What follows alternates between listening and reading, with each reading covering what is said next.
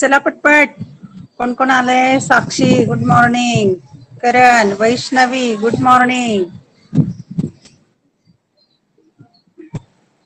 मुलांना आज खूप हवा सुटली आहे बरं का, त्यामुळे कदाचित आवाज क्लिअर येतो न येतो मला त्याची कल्पना द्या. म्हणजे सांगा आवाज क्लिअर येतो किंवा नाही ते. आले का लक्षात?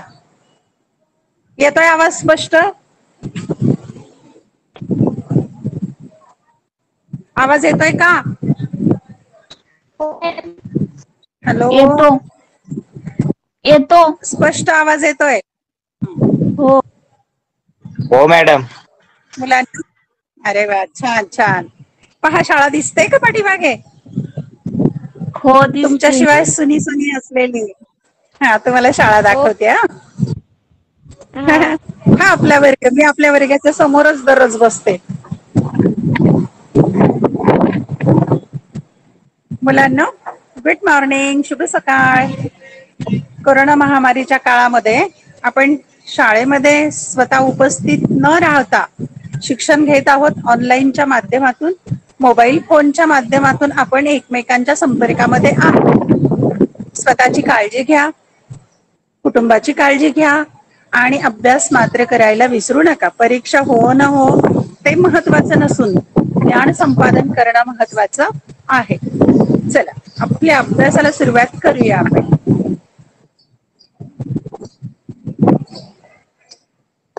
तुम्हाला मी दररोज शाळा दाखवते की शाळेत असल्याचं तुम्हाला छान वाटेल ना. शाळा छान वाटते पहा. खूप छान वाटतंय, हिरवगार वातावरण झालंय सगळीकडे. शाळेतल्या मुलांचे पण काही व्हिडिओ टाकलेत. कोणी कोणी बघितले? बघितले का? हो. हो बघितली. हा सार्थकचा व्हिडिओ टाकलाय आणि एक गुरुपौर्णिमेच्या दिवशी एक विद्यार्थिनी भेटायला आली होती, तिचा पण व्हिडिओ मी टाकलेला आहे. तुमच्यासाठी टाकलाय मी. चला आपण आरतीचा अभ्यासाला सुरुवात करूया. मुलांना रेकॉर्ड केलेला व्हिडिओ लेक्चर पाहता तुम्ही? कोणी कोणी पाहिलंय? मी रेकॉर्ड झालेलं बघितलं का? अरे त्यात मध्ये हो चिवचिव चिमण्यांचा आवाज वगैरे फार सुंदर वाटतय. ऐकलं कोणी? हो. ओके चला आपण सुरुवात करूया. मुलांनो सुस्वागतम सुस्वागतम. आज आपण अभ्यासाला विषय घेतलेला आहे मराठी युवक भारती इयत्ता 12वी.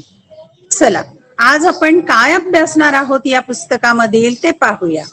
आज आपण भाग क्रमांक 3 यामधील घटक अभ्यासाला घेतलेला आहे कथा, साहित्य प्रकार, परिचय. म्हणजेच कथा या वाङ्मय प्रकाराचा किंवा साहित्य प्रकाराचा आपण परिचय करून घेणार आहोत. या घटकामध्ये कोणकोणते उपघटक आहेत ते आपण आता पाहूया. पहिल्यांदा आहे प्रस्तावना, की कथेच्या बाबत प्रस्तावना आलेली आहे. नंतर कथा म्हणजे काय ते समजून घेणार. नंतर कथेची पूर्व पीठिका म्हणजे कथेचा इतिहास म्हणायचा तो समजून घेऊया. कथेचे घटक माहित करून घेऊया. कथेची वैशिष्ट्य समजून घेऊया. कथेचे सादरीकरण बाबत माहिती घेऊ आणि शेवटी समारोप करूया. आता या घटकामध्ये साहित्य प्रकार परिचयात एवढे उपघटक आहेत. आज एका व्हिडिओ लेक्चर मध्ये एवढे होणार नाही, जेवढे होतील तेवढे आणि उर्वरित उपघटक आपण पुढील व्हिडिओ लेक्चर मध्ये घेऊया. चला तर पाहूया आपण भाग क्रमांक 3 मधील कथा, साहित्य प्रकार, परिचय. कथा या वाङ्मय प्रकाराला दीर्घ परंपरा लाभलेली आहे. दीर्घ म्हणजे मोठी परंपरा लाभलेली आहे. श्रवणीयता, मनोरंजन आणि प्रबोधन ही कथा या वाङ्मय प्रकाराची उल्लेखनीय वैशिष्ट्ये आहेत. श्रवणीयता, श्रवण करणं म्हणजे ऐकणं. ही कथा ऐकायला, गोष्ट ऐकायला लहान आणि मोठ्यांना सर्वांनाच आवडते. म्हणून तिच्यामध्ये श्रवणीयता हा गुण आहे. आणि मनोरंजन पण होतं ना, गोष्ट ऐकणं किंवा सांगणं यामधून मनोरंजनही होतं आणि प्रबोधन म्हणजे उपदेश पण मिळतो किंवा चांगला संदेश पण मिळतो. ही या वाङ्मय प्रकाराची महत्वाची वैशिष्ट्य. कृती येऊ शकते इथे की कथेची वैशिष्ट्ये. मग तुम्ही 3 चौकटीमध्ये लिहायचं, श्रवणीयता, मनोरंजन, प्रबोधन. हा वाङ्मय प्रकार समजून घेण्यासाठी कथेची पूर्वपीठिका म्हणजे कथेचा इतिहास, नंतर कथेचे घटक, वैशिष्ट्ये, सादरीकरण यांची माहिती दिली आहे. आणि मग हा साहित्य प्रकार समजून घ्यायचा आहे आपल्याला. त्यासाठी या सर्व बाबी आपण पुढे अभ्यासणार आहोत. आता पहा, कथेच्या अभ्यासातून भाषिक कौशल्य विकसित होतात. भाषिक कौशल्य आहेत कोणतीही भाषा असो, वाचन, श्रवण, लेखन, भाषण, ही 4 भाषेची कौशल्य असतात, ती विकसित होतात कथेच्या अभ्यासातून. तसेच व्यावसायिक संधी उपलब्ध होतात. यातून एखाद्याला करिअर सुद्धा करता येतं, व्यवसाय करता येतो, वेगवेगळ्या प्रकारची कामं मिळू शकतात. तुम्ही पाहता की टीव्हीवर किंवा रेडिओवर किंवा सार्वजनिकरित्या कथाकथन करणारे वक्ते असतात. कथाकथन करून आपली उपजीविका, उदरनिर्वाह ते करू शकतात. म्हणजे व्यवसायाच्या संधी सुद्धा उपलब्ध आहेत. कथा या साहित्य प्रकाराचा परिचय व्हावा या हेतूने प्रस्तुत विवेचन केले आहे. आणि म्हणूनच कथा हा जो वाङ्मय प्रकार आहे, साहित्य प्रकार आहे, त्याचा परिचय होण्याच्या दृष्टीने आपल्याला अभ्यासक्रमामध्ये कथेच्या बाबत माहिती दिलेली आहे. आता पाहूया सविस्तर माहिती आपण. या कथा उपघटकाची प्रस्तावना पाहूया आपण. काय म्हणताय तिथे पाहू प्रस्तावनेमध्ये की मनुष्य आपले अनुभव व कल्पना जेव्हा दुसऱ्याला सांगू लागला तेव्हाच त्यांची गोष्ट झाली. गोष्ट म्हणजे काय तर कथा. कथा म्हणजे काय? गोष्ट. कशी निर्माण झाली तर व्यक्ती आपले अनुभव, आपल्या कल्पना दुसऱ्याला सांगायला लागला. म्हणजे सुरुवातीला मौखिक स्वरूपामध्ये, तोंडातून, बोलण्यातून सांगायची गोष्ट. उदाहरण घेऊ आपण. तुम्ही एखादा चित्रपट पाहून आलेला आहात तर मित्राला तुम्हाला ते सांगायचंय. मग तुम्ही मित्राला ती गोष्ट सांगणार, कथा सांगणार त्या चित्रपटातली. झाली गोष्ट. एवढंच नव्हे तर युलस बाळ असतं बोबड बोलणार. त्या बोबड्या बोलणाऱ्या बालकाला आई किंवा आजी किंवा कोणीतरी गोष्ट सांगतं. गोष्ट काय सांगतं? एक होती चिऊ, एक होता काऊ. पहा बर का गोष्ट कशी सुंदर असते. एक होता कावळा, एक होती चिमणी. चिमणीचं घर होतं मेणाचं, कावळ्याचं घर होतं शेणाचं. मग मोठा पाऊस आला की मूल ऍक्शन करत. मोठा पाऊस आला, कावळ्याचं घर गेलं वाहून. अशी सुंदर पुढे गोष्ट सांगतात आजी आजोबा. आणि अशा बोलण्यातून, सांगण्यातून कथेचा जन्म झाला. कथा या शब्दाचा शब्दशः अर्थ काय आहे ते पाहूया. शब्दकोशात अर्थ दिलेला आहे. कथा म्हणजे गोष्ट, कहाणी, हकीकत, वर्णन असा आहे. आता इथे पण कृती विचारली जाऊ शकते. कथा या शब्दाचा शब्दशः अर्थ आणि 4 चौकटीमध्ये मग काय लिहिणार तुम्ही? गोष्ट, कहाणी, हकीकत आणि वर्णन. लक्षवेधी, लक्ष वेधून घेणारी असते गोष्ट. सोप्या भाषेत, सुटसुटीत आणि रसाळ शब्दात पूर्वी गोष्ट सांगितली जात असे. अगदी रामायण महाभारतातील गोष्टी असतील तरी आई आजी किंवा कोणी ज्येष्ठ व्यक्ती अतिशय गोड शब्दामध्ये मुलांना गोष्टी सांगत असत. या श्रवण गोष्टीतून काय व्हायचं? मनोरंजन तर व्हायचंच, पण अप्रत्यक्षपणे बोध देण्याचा प्रयत्न होत असे. अप्रत्यक्षपणे त्यातून शिकवण मिळत असे, बोध दिला जात असे, लहान मुलांच्यावर संस्कार केला जात असे. मौखिक परंपरेतून सुरू झालेल्या व लिखित स्वरूपात स्थिरावलेल्या कथा या वाङ्मय प्रकाराला उत्तरोत्तर लोकप्रियता लाभत गेली. आणि पहा सुरुवात कशी झाली, कोणती परंपरा? मौखिक म्हणजे बोलण्यातून, सांगण्यातून. नंतर त्याला लिखित स्वरूप प्राप्त झालेले. मग नंतर लिखाणाची कला अवगत झाल्यावर गोष्टी, कथा लिहिल्या जाऊ लागल्या. आणि मग कथा या वाङ्मय प्रकाराला खूप लोकप्रियता लाभत गेली. आता कथ म्हणजे सांगणे. कथामध्ये कथ आहे शब्द. कथ म्हणजे काय? तर सांगणे, कथ या मूळ धातूपासून, कथा या शब्दामध्ये मूळ धातू, मूळ शब्द कोणता आहे? कथ. मूळ धातूपासून कथा हा शब्द रूढ झाला. ही पण कृती विचारली जाऊ शकते. कथ म्हणजे सांगणे, निवेदन करणे. कथ हा मूळ शब्द आहे किंवा मूळ धातू आहे आणि त्याच्यापासून कथा शब्द रूढ झाला. रूढ झाला म्हणजे प्रचलित झाला. भारतात कथा या साहित्य प्रकाराला मोठी परंपरा आहे आणि भारताचा विचार केला तर कथा या साहित्य प्रकाराला खूप मोठी आणि दीर्घ अशी परंपरा आहे. आता पाहूया कथा म्हणजे नेमकं काय ते. प्रारंभी एखादी शिकवण देण्यासाठी, म्हणजे कुणाला तरी शिकवण द्यायची आहे, शिकवायचंय, बोध द्यायचा आहे, त्यासाठी बोध देण्यासाठी कथा लेखन केले गेले. बोध द्यायचा आहे, कुणाला तरी काहीतरी शिकवण द्यायची आहे, याच्यासाठी कथा लेखन केलं. नंतर मनोरंजन करण्यासाठी किंवा एखादा विचार, भावना, चित्ताकर्षक घटना वाचकांपर्यंत पोहोचवण्यासाठी कथा लिहिल्या जाऊ लागल्या. नंतर मनोरंजन झालं पाहिजे म्हणून कथा लिहायला लागले, सांगायला लागले. आणि काय विशेष बाब आहे तर आपले विचार, आपल्या भावना आणि चित्ता आकर्षक म्हणजे मन आकर्षक करून घेणाऱ्या घटना वाचकांपर्यंत पोहोचवायच्या असतील तर मग त्या कथेच्या स्वरूपात लिहिल्या जाऊ लागल्या. कथेत काय काय बाबी असतात पाहू. कथेत घटना असतात. घटना एखादा प्रसंग असतो. कथानक असते म्हणजे त्याच्यात गोष्ट असते. तिच्यात पात्रे असतात म्हणजे पात्र अभिनय करणारे किंवा ज्या व्यक्ती त्यामध्ये आहेत त्या पात्र असतात. स्थळ, काळ, वेळ यांचाही उल्लेख कथेमध्ये असतो की स्थळ म्हणजे कुठे ती घटना किंवा गोष्ट घडत आहे, काळ कोणत्या काळात गोष्ट आहे आणि वेळ यांचाही उल्लेख त्या कथेमध्ये असतो. लहानपणी तुम्ही गोष्ट ऐकलेली असेल, फार फार वर्षापूर्वी एका नगरीमध्ये राजा राहत होता. म्हणजे यामध्ये काळ येतोय, ठिकाण येतंय आणि वेळही येते. कथेच्या विषयानुसार तिच्यात विशिष्ट वातावरणही असते, म्हणजे कथेच्या दृष्टीने वातावरण असतं. आता धार्मिक प्रसंगातील एखादी किंवा धार्मिक साहित्यातील एखादा प्रसंग घेऊन जर कथा लिहिली असेल तर वातावरण त्या काळातलंच असेल. सामाजिक विषय घेऊन जर कथा आजच्या काळावर लिहिली, कोरोनाच्या काळावर एखादी गोष्ट, कथा, तर आजचं वातावरण असेल. म्हणजे कथेच्या विषयानुसार त्या काळातलं त्या प्रकारचं विशिष्ट वातावरण असतं.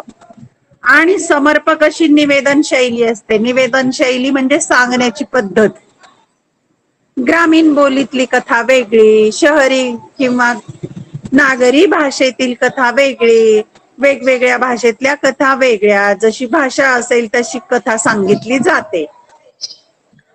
कथेतील पात्रांच्या परस्पर संबंधातून निर्माण झालेले ताणतणाव. आणि कथेमध्ये काय असतं तर पात्र असतात की नाही वेगवेगळे, त्यांचे एकमेकांशी संबंधातले ताणतणाव, त्यांच्यामध्ये काय टेन्शन निर्माण होतं ते दाखवलं जातं. संघर्ष, गुंतागुंतही कथेत असते आणि कथेमध्ये हेच असतं की पात्रांच्या मध्ये कोणता संघर्ष होतो तो दाखवला जातो. आणि या सर्वांचा एक उत्कर्ष बिंदू, त्याला क्लायमॅक्स म्हणजे शेवट म्हणतात. एक तर कधी शेवट गोड असू शकतो किंवा दुःखाचा असू शकतो, जसं चित्रपटात दाखवतात त्याप्रमाणे असतो. असं कथेमध्ये असते. म्हणजे पात्रांच्या मध्ये निर्माण झालेले ताणतणाव आणि संघर्ष, गुंतागुंत कथेमध्ये सांगितली जाते. आणि या सर्वांचा शेवट किंवा क्लायमॅक्स किंवा उत्कर्ष बिंदू सुद्धा असतो कथेमध्ये. अर्थात या सर्व घटकांनी युक्त अशा कथेला समर्पक शेवटही असतो आणि या कथेला शेवटही समर्पक असतो, मग तो सुखात्म असेल किंवा दुःखात्म असेल. तसेच एक सुयोग्य व उत्तम शीर्षकही असतं. मग कथेला अनुकूल असं शीर्षक किंवा त्याला नाव सुद्धा कथेला दिलेलं असतं. पहा, काही काही कथांना अतिशय सुंदर अशी नावं दिलेली असतात.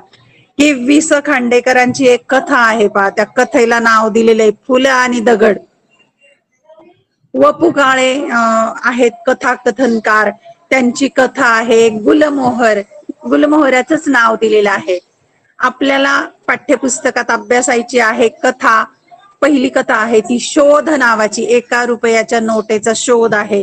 तर शोध असं सुंदर नाव दिलेलं आहे. म्हणजे कथेला योग्य अशा प्रकारचं शीर्षक किंवा नाव सुद्धा दिले.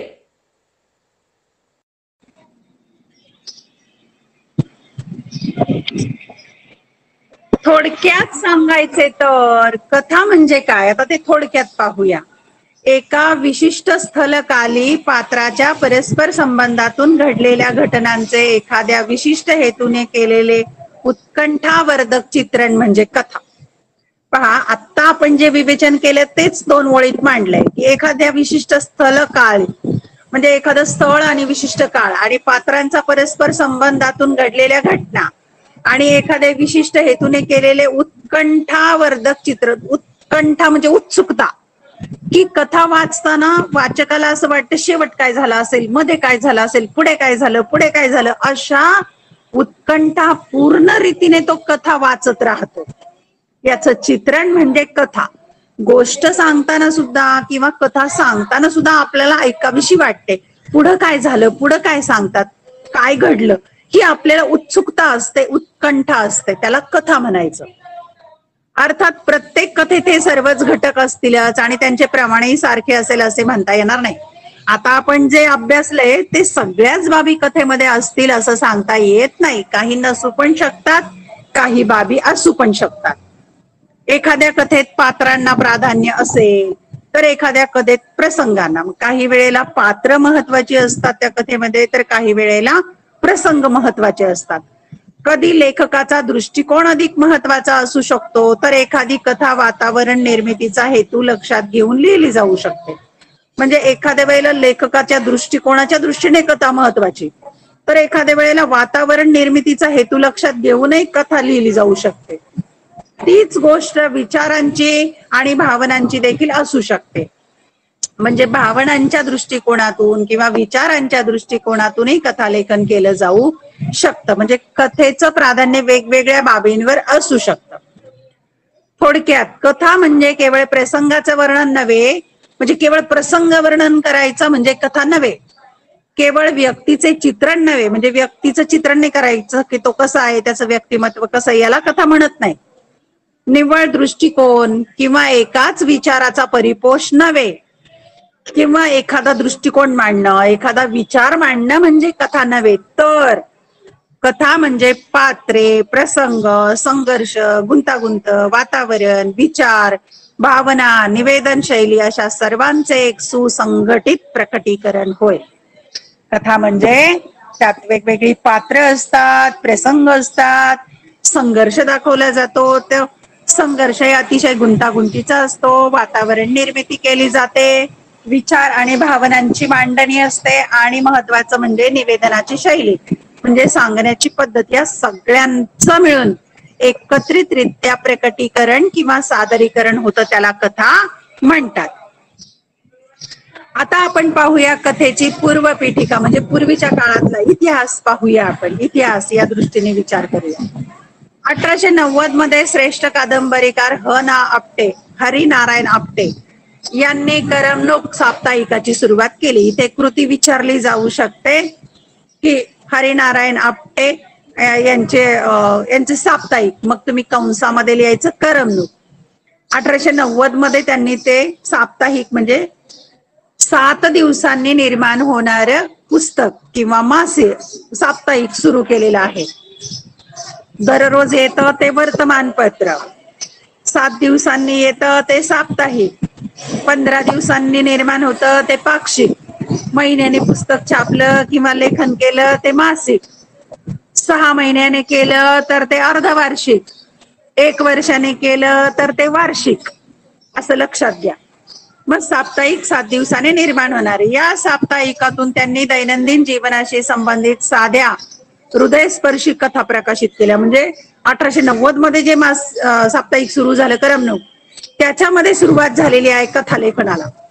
आणि त्या कोणत्या कथा होत्या तर दैनंदिन जीवनाशी, लोकांच्या सामान्य रोजचं जे जीवन आहे त्याच्याशी संबंधित अगदी साध्या पण हृदयाला स्पर्श करणाऱ्या कथा त्यांनी प्रकाशित केल्या.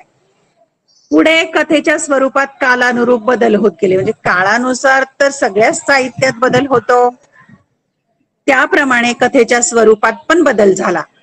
आशय आणि अभिव्यक्तीत परिवर्तन होऊन कथा सामर्थ्यवान झाली. पाबर काही बाब महत्वाची की कथा अधिक सामर्थ्यवान होऊ लागली. म्हणजे अनेकांनी कथा लिहिल्या. आशय त्यातला महत्वाचा, नंतर अभिव्यक्ती यामध्ये बदल झाला आणि कथा बलवान झालेली आहे. अधिकाधिक विषयांना स्पर्श करत ती बहुआयामी होत गेली. बहुआयामी याचा अर्थ अनेक विषय कथेमध्ये हाताळले जाऊ लागले. अनेक विषयांना कथा स्पर्श करू लागले. मग ते स्त्रियांचं क्षेत्र असेल किंवा ग्रामीण असेल, शहरी असेल, वेगवेगळ्या प्रकारच्या कथा त्यामध्ये येऊ लागल्या. लेखन तंत्रातही प्रयोग झाले. लेखनाचं तंत्रही बदलत गेलेलं आहे.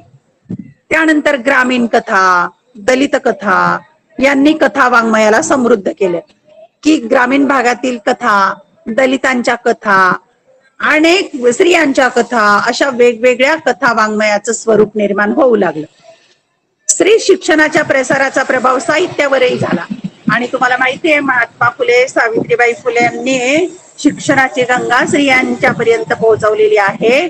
आणि स्त्रिया पण शिकू लागल्या, लिहू लागल्या, वाचू लागलेल्या आहेत. त्याचा प्रभाव साहित्यावर झाला. स्त्रियांचे अनुभव कथेच्या माध्यमातून व्यक्त होऊ लागले आणि स्त्रिया देखील वेगवेगळ्या पद्धतीने कथा लेखन करू लागल्या. त्यांचे स्वतःचे अनुभव त्या मांडू लागलेल्या आहेत. त्यामुळे एकूणच कथेचा प्रवाह आणि आशय दोन्हीही वृद्धिंगत होत गेले. त्यामुळे काय झालंय तर कथेचा प्रवाह वाढला, कथा लेखन करणाऱ्या व्यक्ती वाढल्या, विषय पण वाढले, म्हणजे प्रवाह वाढला. आणि आशय, कथेचे आशय पण वाढलेले आहेत, विषय वाढलेले आहेत आणि त्यात बदल होत गेला काळानुसार. वृद्धिंगत होणे म्हणजे खूप विषय वेगवेगळे वाढत गेले, आशय सुद्धा वाढत गेलेले आहेत. अशी ही जीवनाचे विविधांगी दर्शन घडवणारी कथा आजही वाचकांना आकृष्ट करत आहे. आकृष्ट करणे, आकर्षित करणे, आजही कथा सर्वांना आकर्षित करत आहे. तिचं महत्व नाकारता येत नाही. आणि कथा विविध अंगांचं दर्शन घडवते, विविधांगी दर्शन घडवते. याचा अर्थ काय? विविध अंगांचं, विविध बाजूंचं दर्शन घडवते कथा. कथेच्या माध्यमातून आपल्याला ज्ञान, मनोरंजन, उपदेश, बोध या सर्व बाबी मिळतात. म्हणून आजही कथा आपल्याला आकृष्ट करत असते. आता महत्वाचा प्रश्न या ठिकाणी कृती विचारली जाते. कथेचे घटक. कथेचे घटक कोणते आहेत ते आता आपण पाहूया. कथेचे घटक आहेत. नंबर 1, कथा बीज. बीज माहितीये, जमिनीमध्ये बीज टाकलं बी आणि मग त्याचं वटवृक्षात रूपांतर होतं. त्याप्रमाणे आपण कथा बीज पाहूया. कथाकार त्याच्या प्रतिभा शक्तीने एखाद्या घटनेत वास्तवाचे व कल्पनेचे रंग भरतो. म्हणजे एखादी घटना म्हणूया ते कथा बीज असतं आणि मग कथाकार त्यामध्ये आपल्या कल्पना शक्तीने, प्रतिभा शक्तीने रंग भरतो. काही वास्तवाचे असतात, वास्तव म्हणजे खरे, आणि काही कल्पनेने म्हणजे काही काल्पनिक गोष्टी असतात. हे करताना तो निसर्ग, समाज, सांस्कृतिक संदर्भ, वातावरण इत्यादी घटकांचे सहाय्य घेतो. आणि हे करताना मग तो वेगवेगळ्या बाबी त्या कथेमध्ये वापरतो. निसर्ग, समाज, संस्कृतीचे संदर्भ, नंतर त्या काळातली वातावरण निर्मिती या बाबींची तो मदत घेतो. या सर्व घटकांच्या मदतीने घटना मालिकेचे कथात्म साहित्यात रूपांतर होते आणि या सगळ्यांच्या मदतीने मग कथा निर्माण होते. म्हणून कथेत घटना हा महत्वाचा भाग ठरतो. कथेत या मूळ घटनेलाच कथाबीज असे म्हणतात. कथाबीज म्हणजे काय तर एखादी घटना, प्रसंग असू शकतो, त्याला म्हणायचं कथा बीज. कथेचा दुसरा घटक आहे कथानक. मूळ कथानक किंवा गोष्ट. कथानकात घटना, प्रसंग, पात्रांच्या कृती, स्वभाव, वैशिष्ट्ये, वातावरण इत्यादींचे तपशील हळूवारपणे उलगडत जातात. आणि मग ती गोष्ट सांगताना ती घटना येते, प्रसंग येतात. मग त्यावेळेला पात्रांच्या कृती काय आहे, कृती ते काय काय कामं करतात, कशी बोलतात, त्यांचे स्वभाव वैशिष्ट्य काय आहेत, त्या काळातलं वातावरण काय आहे, याचे तपशील हळूहळू त्यामध्ये येत जातात. कथेत कथानकातील घटकांचे एकत्रीकरण केले जाते. या सर्व घटकांचं एकत्रीकरण होतं. या एकत्रीकरणातून कथेची मांडणी आकाराला येते, म्हणजे त्याचं स्ट्रक्चर तयार होतं कथेचं. हे कथानक उलगडताना त्यातील प्रवाही पण जपले जाते. प्रवाही पण म्हणजे कथा वाहती पाहिजे, कुठं थांबल्यासारखी वाटता कामा नये. कथा पुढे पुढे जात राहिली पाहिजे, वेगवेगळ्या प्रसंगातून, पात्रांच्या बोलण्यातून. कथाकाराच्या मनात कथेच्या अनुषंगाने निर्माण झालेला भावाशय वाचकापर्यंत पोहोचवण्यासाठी कथन करणे हे कथानकाचे प्रयोजन असते. प्रयोजन म्हणजे कारण, की कथाकाराच्या मनात काय आहे आणि त्या निमित्ताने निर्माण झालेला भाव वाचकांपर्यंत पोहोचवण्यासाठी ती गोष्ट सांगणं, कथन करणं हे कथानकाचं कारण असतं किंवा प्रयोजन असतं. तिसरा घटक आहे पात्रचित्रण, की त्यामध्ये कोणते पात्र आहेत त्याचं चित्रण करणं. पात्रचित्रण हा कथेचा महत्वपूर्ण घटक आहे. पात्रचित्रणातून कथेचा आशय पुढे पुढे जात राहतो. पात्रचित्रण आपण पहिली जी कथा अभ्यासणार आहोत, शोध, त्यामध्ये अनु हे एक पात्र आहे किंवा व्यक्तिरेखा आहे. मग त्या अणूचं चित्रण केलंय, पात्र ते कसं आहे त्याचं व्यक्तिवर्णन केलेलं आहे. म्हणजेच यातून कथा पुढे पुढे जात राहते. कथाकार एखाद्या पात्राची वृत्ती, कृती, उक्ती, भावना, विचार, कल्पना, संवेदना, जीवनदृष्टी, जीवन पद्धती इत्यादींच्या चित्रणातून त्या व्यक्तीची शब्दरूप प्रतिमा तयार करत असतो.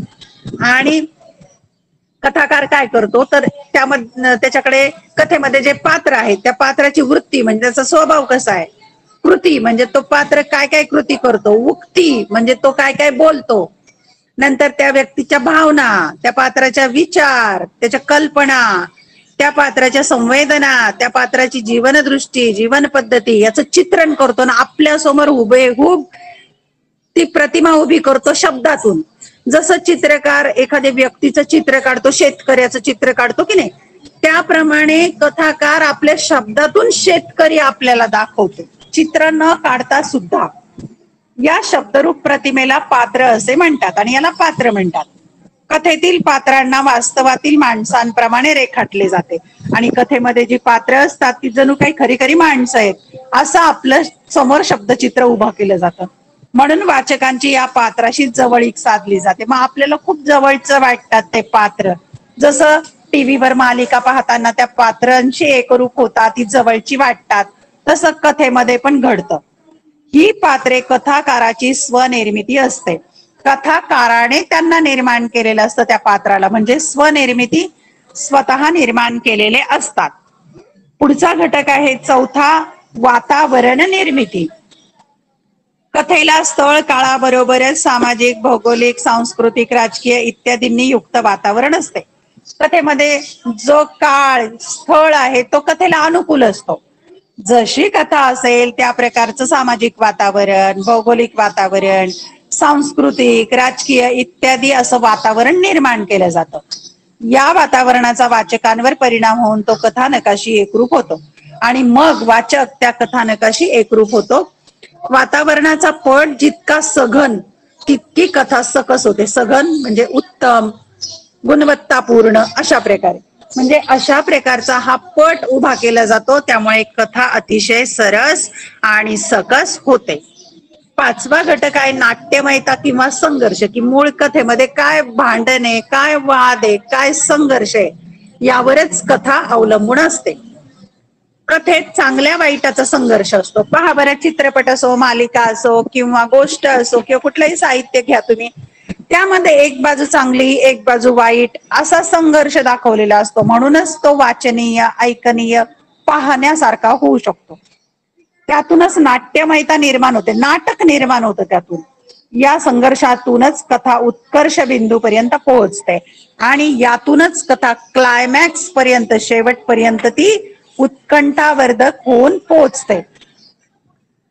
कथेत प्रत्येक वेळी संघर्ष किंवा नाट्य हे वाईट घटनांचेच असते असे नाही.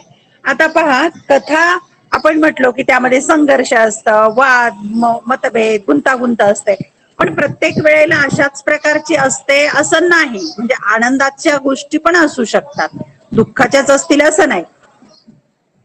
तर आनंद आणि सुखात्मिक घटनातूनही नाट्यमयता निर्माण होते, म्हणजे सुखाच्या पण कथा आहेत. कथेच्या शेवटी कथेतील अनुभवांचा घटनांचा उत्कर्ष बिंदू नाट्यपूर्ण रीतीने साधता येतो. मग एक तर गोड शेवट असेल किंवा दुःखाचा शेवट असेल, पण तरीही कथानकाच्या ओघात स्वाभाविकपणे झालेला शेवट वाचकाला आकर्षित करतो आणि अशा प्रकारे हा स्वाभाविकपणे झालेला शेवट वाचकांना खूप आकर्षित करतो, ऐकणाऱ्याला आकर्षित करतो. 6वा घटक आहे संवाद. म्हणजे जे पात्र जे एकमेकांच्यात बोलतात त्याला म्हणायचं संवाद. कथेतील संवाद हे चटपटीत, जशी भेळ चटपटीत खमंग असते ना, तशा प्रकारचे चटपटीत, आकर्षक, वाचकाच्या भावविश्वाला स्पर्श करणारे आणि कथानकाला प्रवाही ठेवणारे असतात. संवाद हे अतिशय छान असतात. पहा, बोलताना ती पात्र एकमेकांशी छान बोलतात आणि त्या बोलण्यातून कथा पुढे पुढे जाते, प्रवाह वाढत पुढे जात राहतो. पात्रांच्या स्वभाव धर्मानुसार व परिस्थितीजन्य घटकानुसार संवाद लिहिले जातात. मग पात्रांचा स्वभाव कसा आहे, परिस्थिती कशी आहे, त्यानुसार मग स्वभावाच्या नुसार आणि परिस्थिती कशी आहे त्यानुसार संवाद लिहिले जातात, ज्या त्या परिस्थितीनुसार. या संवादात लय असते, आंतरिक संगती महत्वाची असते आणि या संवादामध्ये एक लय असते. बोलताना पण ती पात्र कशी बोलतात अगदी छान, आणि आंतरिक त्यामध्ये संगती असते, त्या एकमेकांच्यात गुंफलेले असतात ते संवाद प्रसंग. संवादातून रसनिर्मिती होते आणि रसपरिपोष होत असतो. पहा की भाषेमध्ये नव रस आहेत किंवा माणसाच्या मनात कायमच्या भावना आहेत. मग ते शौर्य असेल, शृंगार असेल, अद्भुत असेल, राग असेल, वीरता असेल, हे रस असतात. त्या त्या नाटकातून, त्या त्या संवादातून तशा प्रकारचे रस निर्माण होतात आणि अर्थपूर्ण संवाद कथेला वेगळी उंची प्राप्त करून देत. कथा उंच जाते, उंच जाते, रसिकांना आवडते, संवादही अर्थपूर्ण असतील तर. आणि शेवटचा 7वा उपघटक आहे भाषा शैली. की कथेमध्ये भाषा शैली कशी असते. कथानक भाषेच्या मदतीने साकार होत असते. भाषेतून लिहितात ना कथा. कथेतील पात्रांच्या स्वभाव वैशिष्ट्यानुसार व कथेतील वातावरणानुसार भाषेची योजना केली जाते. मग ग्रामीण कथा असेल तर ग्रामीण भागातली भाषा असेल, शहरी कथा असेल तर शहरी भागातली भाषा, स्त्रियांची कथा असेल तर स्त्रियाच्या बोलण्यातील ग्रामीण असेल तर ग्रामीण, शहरी असेल तर शहरी. म्हणजे ज्या प्रकारचं वातावरण आहे किंवा त्या व्यक्तीचं स्वभाव वैशिष्ट्य आहे त्यानुसार भाषेची योजना केली जाते. कथाकार, त्याचा दृष्टिकोन, त्याचे अनुभव घेण्याची पद्धत यानुसार कथेचे भाषारूप आणि शैली विशेष निश्चित होत जातात. मग कथाकार कसा आहे, कथेकाराचा दृष्टिकोन कसा आहे, त्या कथाकाराच्या अनुभव घेण्याची पद्धत काय आहे आणि भाषेचं रूप आणि ती भाषा शैली तो आपल्या अनुभवाप्रमाणे, दृष्टिकोनाप्रमाणे निश्चित करत जातो. कथा लिहिताना साधारणतः प्रमाण भाषा आणि बोली भाषा यांची सरमिसळ केली जाते. म्हणजे प्रमाण भाषा म्हणजे शहरातली भाषा, बोली भाषा म्हणूया आपण बोलण्यातली भाषा. प्रमाण भाषा शहरातली म्हणण्यापेक्षा प्रमाण भाषा म्हणजे लेखनातली भाषा आणि बोली भाषा बोलण्यातली भाषा, या दोन्हींचे एकत्र केलं जातं. पहा, म्हणजे तोंडातून बोललेलं पात्राच्या वाक्य असेल तर ते बोली भाषेतलं आणि इतर लेखन असेल ते प्रमाण भाषेमध्ये. अशा प्रकारे कथा एकत्र भाषा करून लिहिली जाते. तसेच कथा पूर्णपणे बोली भाषेतही लिहिली जाते. आपल्याला दुसरी कथा आहे गढी, प्रतिमा इंगोले यांची. ही त्या बोली भाषेतली कथा आहे. म्हणजे बोली भाषेतही लिहिली जाते, ग्रामीण असेल, नागरी असेल किंवा दोन भाषा एकत्र करूनही लिहिली जाते, प्रमाण भाषा असेल किंवा बोली भाषा असेल. अशा प्रकारे ही भाषेची आपण वैशिष्ट्ये अभ्यासलेली आहेत 7. थोडक्यात वरील घटकांशिवाय प्रारंभ, मध्य आणि शेवट असे कथेचे सर्वसाधारणपणे 3 टप्पे मानले जातात. 3 टप्पे, 3 पायऱ्या, 3 भाग कथेचे. प्रारंभ म्हणजे सुरुवात, मध्य म्हणजे मधला भाग कथेचा आणि शेवट असे 3 भाग कथेचे होतात. कथेची सुरुवात कधी विरोधाभासातून म्हणजे विसंगत गोष्टीतून, कधी पात्राच्या परस्पर विरोधी भूमिकातून, तर पात्रांचा वाद किंवा परस्पर विरोधी भूमिका मांडून, तर कधी परिस्थितीजन्य प्रसंगातून होत असतात किंवा परिस्थितीजन्य काही प्रसंग असतील तर त्यातून कथेची सुरुवात होते. ही सुरुवात जितकी नाट्यपूर्ण जितकी उत्कट तितकी वाचकांची उत्कंठा अधिक. सुरुवात जर अतिशय सुंदर, नाट्यपूर्ण, उत्कट असेल तर आपल्याला आवडेल कथा पुढे वाचायला. म्हणजे वाचकांची तीव्रता उत्कंठा तीव्र होते. ही उत्कंठा कथेच्या शेवटपर्यंत कायम राखली जाते. शेवट काय होईल, शेवट पुढे काय म्हणून वाचक कथा वाचत राहतो किंवा ऐकत राहतो. कथेच्या रचनाबंधाला त्यामुळे सौंदर्य प्राप्त होते. म्हणजे कथेचा जो आकृतीबंध आहे त्याला सौंदर्य मिळते. कथा लेखनात कथेच्या वरील घटकांबरोबरच शीर्षकाचे महत्व सुद्धा अनन्यसाधारण आहे. मग कथेला जे नाव दिलेलं आहे ते पण महत्वाचं असतं. कथेच्या नावावरूनच कदाचित कथा आवडू शकते लोकांना. सूचक आणि अर्थपूर्ण शीर्षक कथेचा आशय उलगडण्यास मदत करते. सूचक म्हणजे आता पहिली कथा आहे शोध. तिथे 1 रुपयाची नोट हरवलेली आहे आणि ती शोधणारी अनु, अशी गोष्ट आहे, कथा आहे ती. मग शीर्षक सूचक आहे शोध आणि अर्थपूर्ण आहे, अगदी समर्पक असतं, तर त्या कथेचा आशय उलगडायला मदत होते किंवा समजायला मदत होते. अशा प्रकारे आपण कथेचे घटक अभ्यासलेले आहेत. पुढील व्हिडिओ लेक्चर मध्ये आपण कथेची वैशिष्ट्ये अभ्यासणार आहोत. अडचणी आहेत का सांगा. गोष्ट समजली का, कथा समजली का, बोला कोणीतरी. हो मॅडम. हो मॅडम. धन्यवाद. ओके, धन्यवाद मुलांनो. Good bye.